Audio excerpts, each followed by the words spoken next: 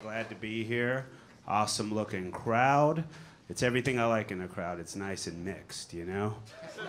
A lot of hots, a lot of nots. Let's talk about it. It is. It's good we see each other every now and then. It's good to be around. It's okay, I could say that. I know I'm a knot, you know? I know that because years ago, I made the mistake of signing up for Tinder, and what a confidence killer that shit has been. Wow, holy shit. That app should be called Reality Check, is what it should call. When you download it today, if you are not hot, get the hell out of here. This is not for you. I hated the whole experience. I signed up for that app fresh out of a relationship, which is the worst time to upload photos of your fat fucking face to the internet.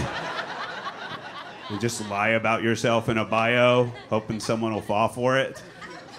I was addicted to the app. I was addicted to swiping. Everywhere I was going, I was just swiping and swiping. At one point, I was just like, wow, I am looking for my soulmate while I'm taking a shit. The future is now. This is true love. It's crazy. 0 matches, too. And I was like swiping. And the worst part is like when Tinder stops you from swiping. That's the worst feeling. That's like Tinder saying like, hey, man, we're fucking working on it, all right? Holy shit. Go for a walk. Help us out. We had the fly-in specialist for this account. We've never had to do that before. Hated it. And all the women on Tinder, I've never met anybody like that in my real life. Like, if I knew I was gonna be on Tinder years ago, I would have started rock climbing, I would have started kayaking, or meditating on a cliff somewhere. That's all I see. Like, I've lived in Austin for 10 years, and I have never seen a cliff.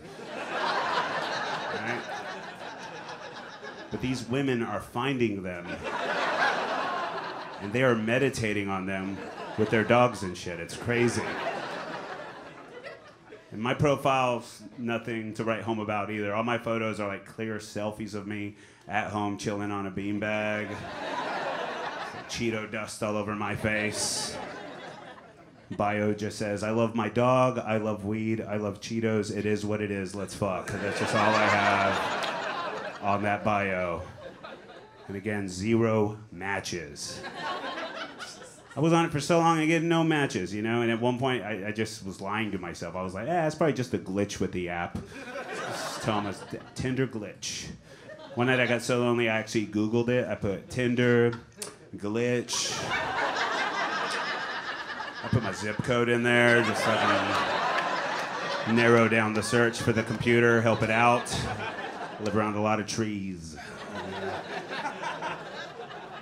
There was no glitch. But what I found was something even better. I found a chat room consisting of other men exactly like me, looking for the same problem that they had also made up. There was 3 of us. First guy was like, yo, I haven't had a match on Tinder in over a year. I'm thinking there's a glitch. I've already emailed Tinder HQ about a dozen times. They still haven't got back to me, thinking there's a glitch with their email servers. Is anybody else having these problems? And the only other guy was like, yeah, I've been doing research for about 3 years now. And through my studies, I have found that there's something going on with their internet towers. I was like, what the fuck are internet towers? What? What kind of research did this guy do? Doesn't matter. First piece of the puzzle. Let's do this. So I joined the group, and I was like, hey, man, what are internet towers? By the way, I'm also having these problems. And he responded with the best thing I've ever read on the internet. He put, bro, that's what IT stands for. Is it?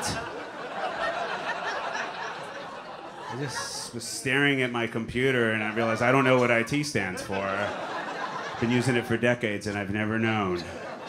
I was using it in sentences in my head. I was like, can we get Doug from Internet Tower Support up here? My computer's acting all fucked up. Checks out.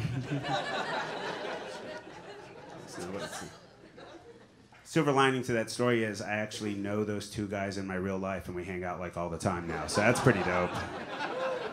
We're working on an app right now. It's called Bro Finder. So it's not going well. We don't know how to make apps. I used to have this roommate, and he used to annoy me because he actually used to be good at dating. Like, he'd be on the apps, and he'd always be showing up with new women all the time. Every time he went on a date, I felt bad for these women because I could tell my roommate didn't tell them that he had a roommate. Because whenever they came home, I could hear the happiness outside the door. And whenever they walk in and me and her would lock eyes, I'd see the happiness quickly leave her face. While I was just eating ice cream and watching television. Because I know what she's thinking. When she's looking at me, she's thinking like, oh no, this guy's gonna hear me having sex.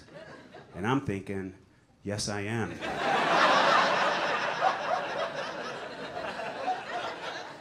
That's why I stayed up this late. Yeah, that's right. I was getting fucking worried. I was about to call the cops. Where were you guys? Let's do this. One time, a buddy of mine, Carter, came over, and we hardly knew each other. We were taking our friendship on a test ride. You know, it was really early. He came over, we got real high. We were watching Forrest Gump on a Friday night. Call it Forrest Fridays. And my roommate gets home with his girl, and then they walk awkwardly to his bedroom. Me and Carter were just watching Gump, and then we hear the fuckingings begin in the next room. We just hear it. It's unavoidable. And for me and Carter, we hardly know each other, so it's very uncomfortable. I feel very awkward because I don't know what kind of guy Carter is yet. I don't know if he's the kind of guy that wants me to maximize the volume on Gump and we could both pretend we're just not hearing what we're hearing. Or if he's like my other friends and he wants to go jack off by the door. I don't know what kind of guy he is yet. I don't know anything about him.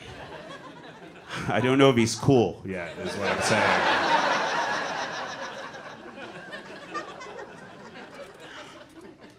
Turns out he's pretty cool. We jacked off on the door. Swiffered it right off right after. It was fine. Guys, I took a ride share to get here. I don't even use my car no more. Who drives? I don't know. I have a $5 limo in my pocket. It's crazy. But I use rideshare for another reason. I love to creep out the drivers. So much fun. They don't know me, you know? Only decision you got to make when that car pulls up is where you're going to sit. Sets the tone for the entire car ride with this complete stranger. Obviously, I like to sit right behind the driver and stare at them nonstop to the rearview mirror like I'm definitely going to murder them. And I stay silent as fuck the entire car ride. I even bring a plastic bag and just make crinkle noises for effect at this point. It's the best when they try to talk to you. They're like, how you doing, sir? And you say nothing. They're like, oh my God, what the fuck am I gonna... What did I get myself into? Just needed extra cash. I also like to sit in the passenger side and ask for the auxiliary cable to play my own music. And then I play nothing but Nickelback the entire car ride. I don't even play the hits. I play deep cuts by Nickelback nobody knows. And I just act like a real Nickelback fan the entire time. Like, this is them at Coachella '97. This was hard to find. Yeah, this is good back. This is the back they won't play on the radio. I don't know why I'm obsessed with Nickelback, Chad Kroeger specifically. Like, I entered Chad Kroeger from Nickelback. I entered his name into my TMZ app years ago, so anytime something goes down with Chad, I get a notification. And because of that, I have all these useless back facts in my head. That's what I call them, back facts. I'll share one with you here tonight. Not that anybody wants one. And some of you guys have heard this, some of you haven't, but man, I was shocked. For example, did you guys know Chad Kroeger from Nickelback, his family owns Kroger food stores? Yeah, I was stunned. Yeah, famous grocery chain.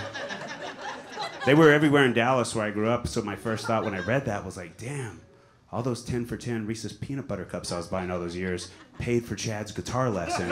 I helped start Nickelback. That's pretty fucked up. I'm part of the problem. Yeah. No, that's not true, I made it up. But still, some of your faces were like, what? I'm glad I came to this tonight. Tomorrow's icebreaker's on me. His name's not even Chad Kroger, it's Chad Kruger. That's how little of a shit you guys give about Chad Kruger from Nickelback. No one disagreed. But Chad Kroger, yes, of Kroger Food Stores. What's the joke?